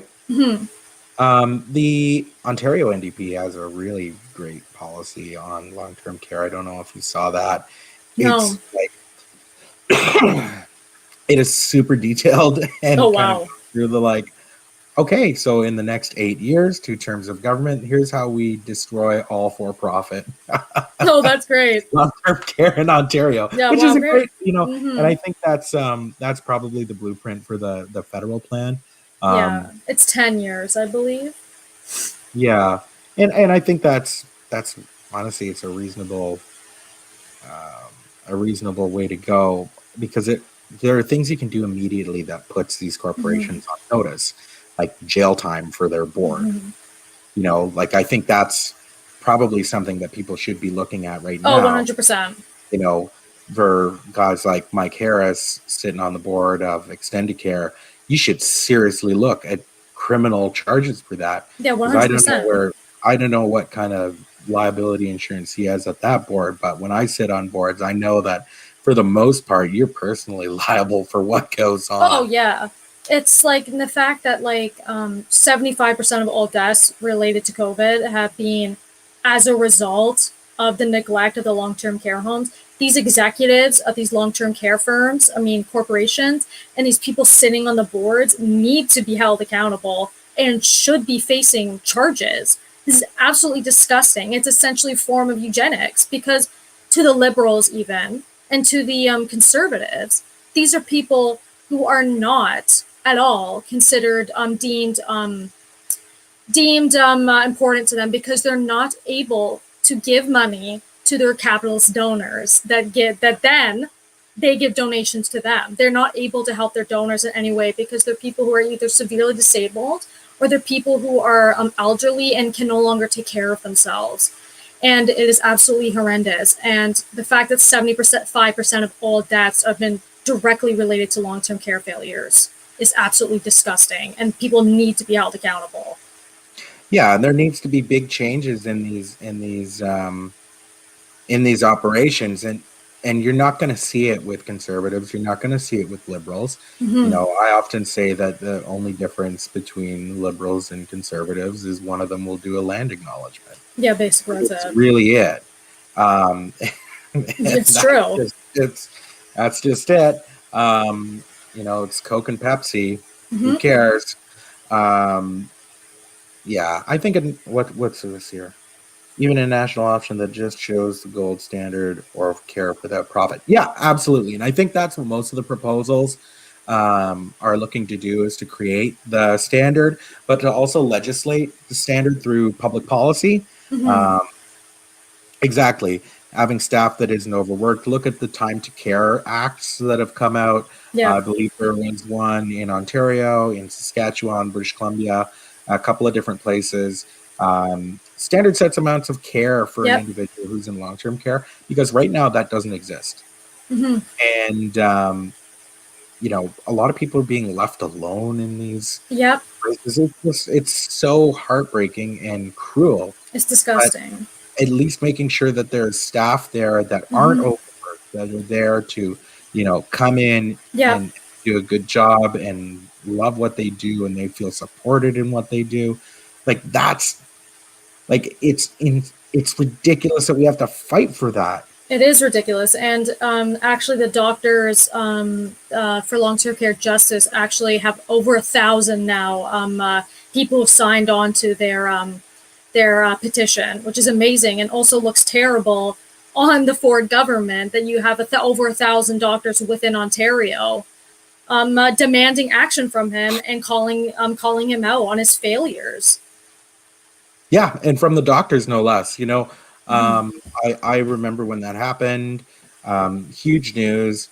I think it's amazing. It's been great seeing the medical community come out and actually activate politically. Yeah. Which you don't often see. No. And I don't think we've seen a big movement of the medical community moving into this since Mike Harris in the days of action there. I think it's important that we don't lose those people, right? That they do, like, we need to support that movement We do. of medical workers. And yeah, it's super critical. Well, it's nice to see as well that a lot of these doctors too. It reminds me of kind of at the NHS, for example. They're very ingrained, almost, I believe, in like their leftism and their camaraderie, and when you hear the doctors talk from the NHS, it's very similar to how the doctors are speaking for the justice for long-term care doctors. They're very ingrained in their leftism. They're very ingrained in. It's just nice. It's nice to see, because the NHS is like one of the highest and most employed in the world when it comes to medicine, and on top of it, they're also the highest when it comes to Medicare in the world. And it's just nice to see that, like, almost a radical leftism that is really ingrained in the NHS that you're now starting to see, and some of the doctors in Canada are more open about their political views and are fighting for their patients on more than just a ground level, but on a high political level. Mm-hmm. Yeah, I think it's. I don't know if it's. Yeah, yeah. So don't worry. Yeah, I was gonna know. What else is on your radar, Shelby? Oh, geez, I can't think of anything at the moment. I think we covered a lot. Yeah, I think Joe Biden's pulling out of the Saudi deal. That's another big one. Oh, that's a good one. Joe Biden. I didn't see that. Joe Biden. Yeah, he's out of the Saudi deal. Very good. And so that's hopefully could put a lot of pressure on Canada to do the same, to stop supporting the genocide of the Yemeni. Yeah, I think it's always a good day to request that our government not be engaged in a genocide. Yeah, I think it's a decent request. I think it's a simple request, which has been just gone on for far too long. We need. Yeah, flanking J Trudes on the left once again. Yeah, good point, Colton. Joe Biden again, doing the bare minimum, and completely outflanking Justin Trudeau's entire foreign policy. So which is, I think too. We let's approach this in good faith. Joe Biden is not Justin Trudeau, whatsoever. Joe Biden 50 years ago was not Justin Trudeau. He was a lot more of a working class kind of guy. And I think he still has a tiny, sliver of it still in there. Yeah. And I think he gets it, but he just doesn't want to do anything about it. I think it's gone from Joe. Yeah. But I don't know if he can continue to make Justin Trudeau look weak and to look like a right winger that he really is, and kind of show like, hey, we just canceled a pipeline. Hey, we're not selling tanks to Saudi Arabia to kill children. We're doing vaccines. Yeah. We're not trying to kill children in Yemen. We're not.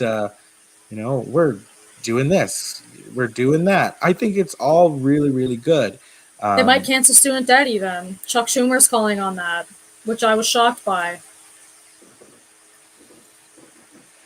And so, not getting back into the Iran deal is probably a really, really bad idea. Oh, yeah. Just last week, what's his name? Anthony Blinken going off on the news saying, in 2 weeks, Iran will have enough to nuclear weapons capability. And so we're right back to 2003, 2004. And I don't know. It's just insane because Iran wasn't even the ones who wanted to get out of the deal. Trump was just like, "Oh, we're pulling out," and Iran's like, "We don't want to pull out though." And then Trump's just like, "No, we're just going to pull out." And so it would be stupid and ridiculous of Biden to But then at the same time, his the people in his group of people, I can't believe I can't remember the word right now, but his cabinet, and they're all Wall Street. Were part of Wall Street or take major donations from Wall Street. So then at the same time, it's like the military-industrial complex obviously would like them, to some extent, to have conflict with Iran, and so it doesn't surprise me at all. Yeah, well, now that Trump is gone, there's a couple of things. They need an enemy. They need something that they can use to look tough I don't like sand. You're right. It is all Raytheon.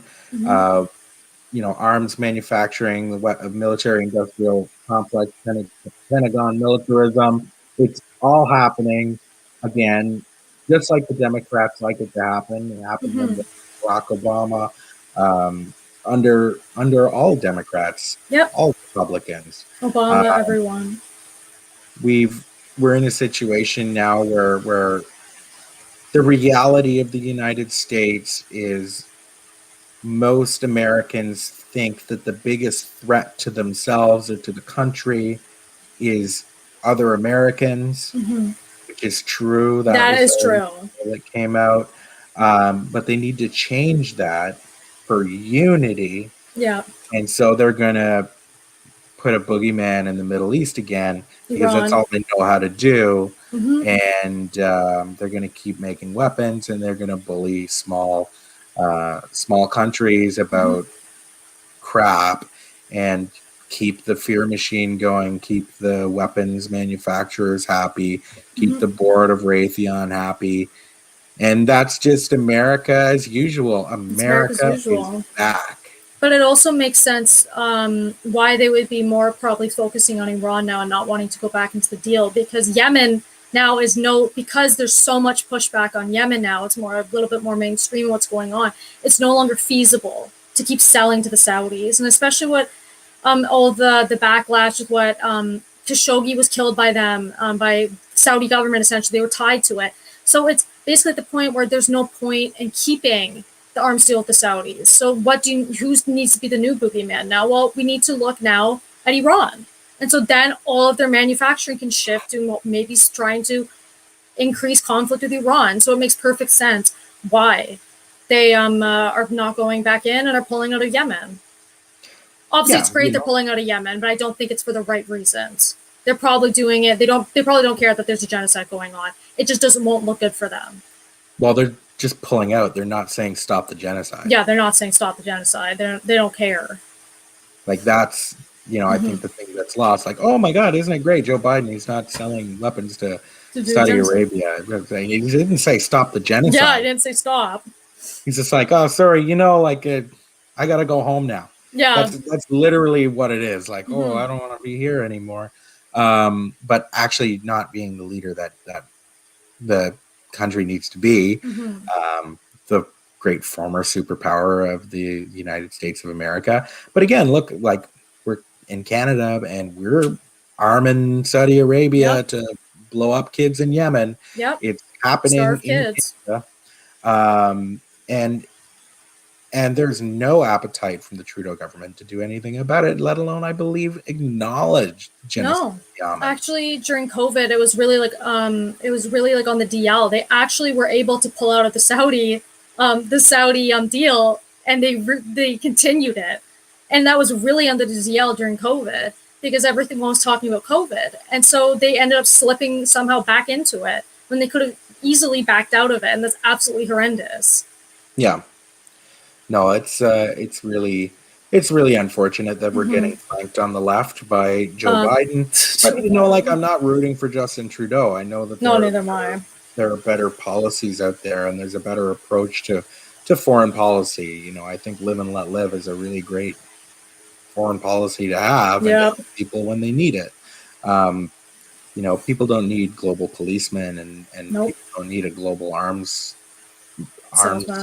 deals. It's like, it's so unnecessary for the advancement of human society. When you really break it down. But less war, better. Yeah, I don't think we need to be trying to kill each other all the time. Francois Philippe Champagne posts a tweet or appears on TV. I want to cry. Yeah, it's nothing. Useless foreign policy people at Canada constantly. It was like that under Harper. It's like that under Trudeau. Yep. Canada's foreign policy has sucked. Oh yeah. And that's just the fact. Oh, yeah, Champagne's awful. It's horrendous. Yeah. Okay. I think I need to go to bed. No worries. I think I should too. I want to thank everybody for tuning in tonight, and to thank our guests. Shelby Prokop Millar, Allison Cillis, Daryl Jerome, and MP Peter Julian. It was a really good episode today, and thanks everyone for tuning in. This will stay up for a day or two more, and I'm going to post some clips from the show so you can share. So be sure to hit like and subscribe and share the videos with folks you know. Who knows what next week will bring? So comment in the chat what we should do next week, because Sven Robinson. Yeah, we'll see if we can get Sven. I have Sven merch that my friend. Oh wow! Yeah, you told me that. My friend Jeff sent me. So maybe we'll see if Jeff and Sven will come on. So Do it. if anyone personally knows Sven Robinson and wants to talk foreign policy, let's do that. That'd be good. He follows me. Maybe I can like slip into his DMs and tell him to come on. I almost crabbed when I found out he followed me. I was like, oh my god, what? So maybe I can try and like slip in and be like, hey, you should come on my friend's show. Yeah, that'd be a good panel, like me, you, Jeff, and Sven. I think they know each other. Well, Sven's actually like really receptive, so you could probably even email him and he'll come on. I will slide into his DMs. Do it. You would love that. You would come on. I know you would. All right. Thanks, everyone. Have a great rest of your night.